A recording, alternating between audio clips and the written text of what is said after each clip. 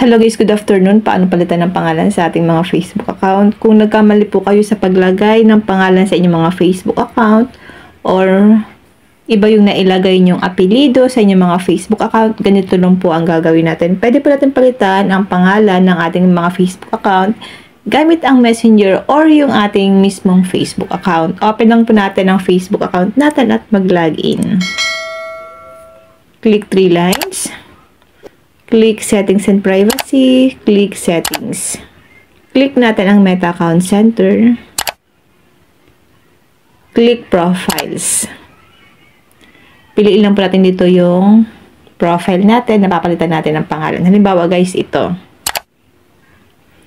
Click natin ang name. Dito guys, ilalagay lang po natin dito yung first name natin, middle name, and then last name.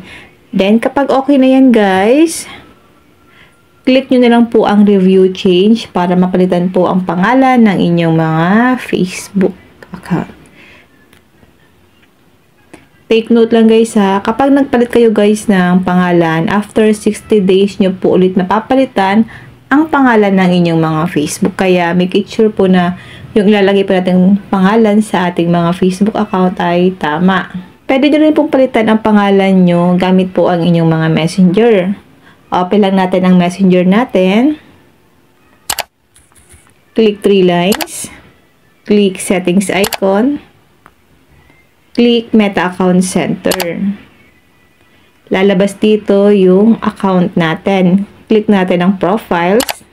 Pipiliin lang po natin dito yung profile natin, yung papalitan po natin ng pangalan or kung mag-edit po kayo ng pangalan nyo. Halimbawa guys, ito. Click natin ang name.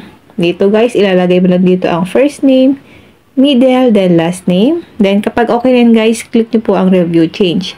Take note guys ha, after 60 days nyo naman po mapapalitan ang pangalan nyo sa inyong mga Facebook account. Okay? Yun lang guys, sana po may natutunan kayo sa aking video. Kung hindi pa po kayo nakafollow sa aking Facebook page, nagtuturo po ako ng mga tips and tricks, tutorial video. Pwede nyo po akong i-follow Positive Mind kung gusto nyo po ng mga ganitong tutorial. At sa aking YouTube channel, RK Willow, para lagi kang updated sa mga susunod kong video. And now, thank you for watching. God bless you all.